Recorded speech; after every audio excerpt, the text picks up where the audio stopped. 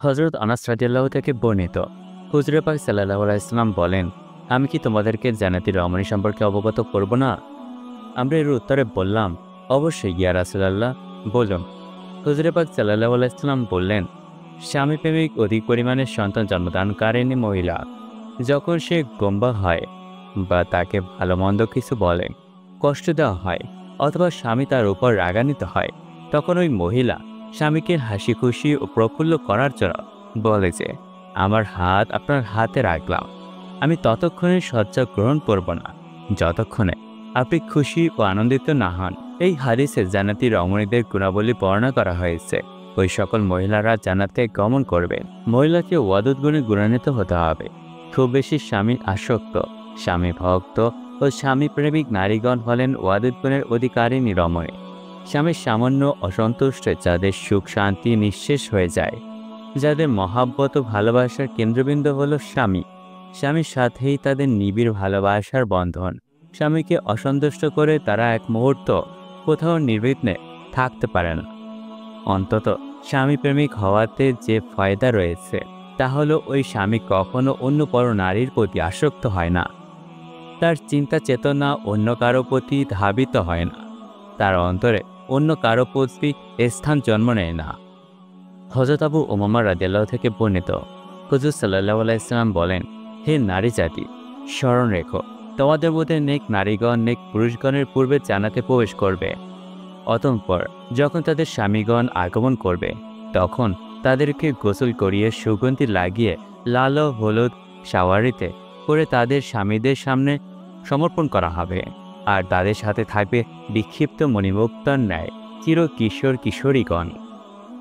মহিলাদের জন্য কত বড় সৌভাগ্যের ব্যাপার যে তাদের মধ্যে যে সৎ হবে, নেক হবে, নামাজ রোজা তিলাওয়াত পাবন্দি বা অনুসরণ করবে, গুনাহ থেকে বেঁচে থাকবে, স্বামীর খেদমত করবে, তার অনুগতশীল হবে, এমন মহিলা পুরুষদের পূর্বে জান্নাতে গমন করবে। প্রকৃতপক্ষে এটা তো ঈর্ষণীয় ব্যাপার। তাছাড়া কত শান শওকত মান মর্যাদার সাথে স্বীয় সন্তান সহ জান্নাতে প্রবেশ করবে।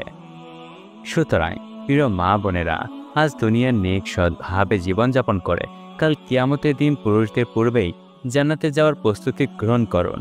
নিজেও নেক আমল করুন, অন্যকেও নেক আমলের দাওয়াত দিন। হযরত ইবনে আব্বাস রাদিয়াল্লাহু থেকে বর্ণিত, হুজুর পাক সাল্লাল্লাহু আলাইহি ওয়াসাল্লাম বলেন, 99 জন মহিলাদের মধ্য হতে মাত্র একজন মহিলা জান্নাতে গমন করবে, আর বাকি সকলে জাহান্নামে যাবে। আল্লাহু আকবার। আল্লাহ সকলকে হেফাজত করুন। কি পরিমাণ মহিলাগণ জাহান্নামে নিক্ষিপ্ত হবে, এটা শিক্ষণীয় বিষয়। অধিক পরিমাণে মহিলাগণের জাহান্নামে যাওয়ার যুক্তিগত কারণ হল সহজ সরল মন, স্বল্প জ্ঞান ও শরীয়ত বিষয়ক বিধিবিধানে ভালো জ্ঞান না থাকায় অভিশপ্ত শয়তানের ধর্মজালে, বেড়াজালে ও কুচক্রের ফাঁদে এঁটে যায়। যে ফাঁদের প্রতারণার দ্বারা শয়তান তাদেরকে চিরতরে জাহান্নামে নিক্ষিপ্ত করে। মহিলাগণ বেশিরভাগই শয়তানের এই বেড়াজালে আবদ্ধ হয়ে পড়ে। যৌন চাহিদা ও স্বাদ মেটানোর লক্ষ্যে গুনাহমূলক কাজে লিপ্ত হয়, গুনাহকে গুনাহ হিসেবে মনে করে না, যার কারণে তওবা ইস্তেগফার করারও সৌভাগ্য তাদের হয় না। তাদের মুখ থেকে সাধারণত ভালো কথার চেয়ে গুনাহমূলক অশ্লীল কথাই বেশি প্রকাশ পায়। মহিলাদের মধ্যে যে সকল গুনাহ বহুল প্রচলিত, তা থেকে কিছু গুনাহ বলবো এখন, যাতে সৌভাগ্যবতী নারীগণ ওই সকল কাজ কাম ও আমল থেকে বিরত থাকতে পারেন যে জাহান্নামে নিক্ষিপ্ত করে।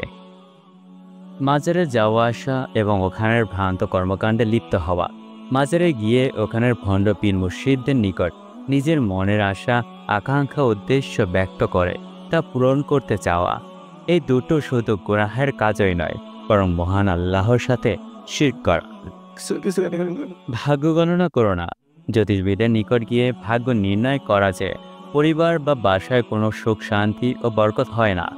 স্বামী সর্বদা আমার উপর অসন্তুষ্ট থাকে, আমাদের দোকান ব্যবসা বাণিজ্য ভালোভাবে চলছে না, মন মানসিকতা প্রায় খারাপ থাকে, এই ধরনের আরও বিভিন্ন বিষয়ে ভাগ্য পরীক্ষা করা, যা সুস্পষ্ট নাজায়েজ, অবৈধ ও হারাম কাজ, অত্যন্ত আশ্চর্য লাগে। এই জাহেল গণ্ডমুখ্য জ্যোতিষগণ গায়েব ও অদৃশ্যের জ্ঞান ও সংবাদ কোথায় পাবে? মানুষকে শুধু ধোঁকা ও প্রতারণা দেওয়ার জন্য মনে যা চায় সেই ভ্রান্ত ও অমূলক কথাগুলো বলে দেয়। কোনো চিন্তা, পেরেশানি ও বিপদ আপদে ক্ষতির সম্মুখীন হলে তাতে জিন ভূতের প্রতিক্রিয়া রয়েছে বলে মনে করা, আর তা থেকে পরিত্রাণ পাওয়ার জন্য জ্যোতিষবিদ ও জাদুকরদের নিকট থেকে তাদের আঙ্ক্ষিত নকশার নমুনা গ্রহণ করা, যা সম্পূর্ণ শরীয়ত বিরোধী কাজ। হযরত আয়েশা রাদিয়াল্লাহু কর্তৃক বর্ণিত ওই সকল প্রথম হিজরতকারিণী নারীগণের উপর আল্লাহ তাআলার রহমত অবতীর্ণ করুন। যখন মহান আল্লাহ এই আয়াত নাজিল করলেন যে তারা নারীগণের যেন ঈশীয় ওড়না বক্ষদেশে ফেলে রাখে, তখন তারা তাদের মোটা চাদর কেটে ওড়না বানিয়ে নিল। আর তারা এই বিধানের ক্ষেত্রে সামান্যতম পরিবর্ধন ও কম বেশি করেনি। যে ওড়না পরিধান করার দ্বারা শরীরের পশম, চামড়া ও রং পরিদিষ্ট হয়, তা পরিধান করা বৈধ নহে। সাম্প্রতিককালে নতুন সৃষ্টি কালচারে ওড়নার প্রচারণে তো প্রায় শেষের পথে, যদিও আছে, তবে তা দৃষ্টিতে খুবই ছোট পাতলা ওড়না, যার দ্বারা না যায় সতন ঢাকা, না হয় পর্দা। এমন ওড়না দ্বারা নামাজও হয় না। কতিপয় মহিলাগণ নামাজের সময় মোটা ওড়না ব্যবহার করে, আর বাকি সময় পাতলা ওড়না ব্যবহার করে। বাসা বাড়িতে স্বামী বই অন্যান্য ব্যক্তিবর্গ যাদের সাথে পর্দা আবশ্যক, যেমন দেবর, ভাসুর, তাছাড়া চাই শ্বশুর হোক বা অন্যান্য আত্মীয় হোক, কার সামনেই এই ধরনের পাতলা ওড়না ব্যবহার করা বৈধ নয়। আপনি কি জানেন, পাতলা শাড়ি ও জামা পরিধানকারিণী রমণীগণ জান্নাতের ঘ্রাণও পাবে না?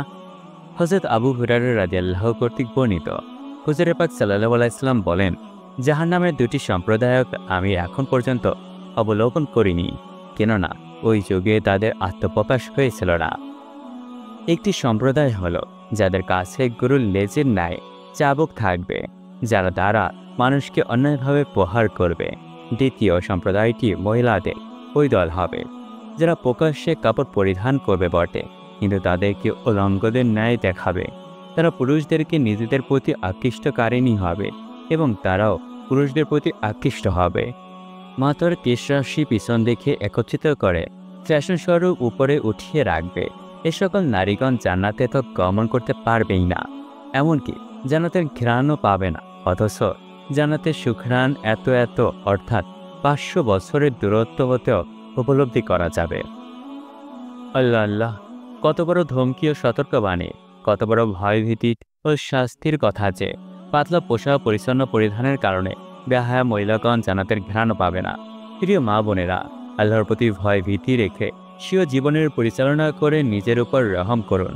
আজ এই ধরনের পোশাক পরিধান করে মানুষকে প্রদর্শনী করার মাধ্যমে মজাসাত আনন্দ উল্লাস করা যায় বটে, কিন্তু এহেল কর্ম মানুষকে নিজের প্রতি জেনা করার আহ্বান বই কি।